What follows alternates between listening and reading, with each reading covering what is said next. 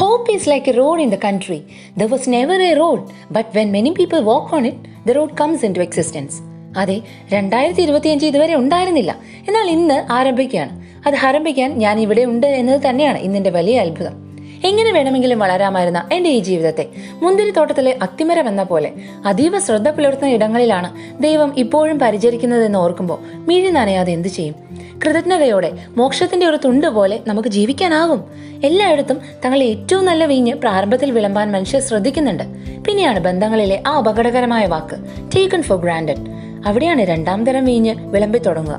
അവസാനം വരെ നല്ല വീഞ്ഞ് കാത്തവർ ഇന്ന് ആരോ മന്ത്രിക്കുന്ന ആ അപൂർവം ചിലരിൽ ഞാൻ ഉണ്ടായിരിക്കുമോ എന്നുള്ളതാണ് സ്നേഹത്തിന്റെ യഥാർത്ഥ challenge. That it self is this new years challenge. If the path before you is clear, you are probably on someone else. അല്ല, മുന്നിലെ വഴി ഒട്ടും ക്ലിയർ അല്ല ദൈവമേ, എങ്കിലും നീ കൂടെ ഉണ്ടല്ലോ, അത് മതി എനിക്ക്.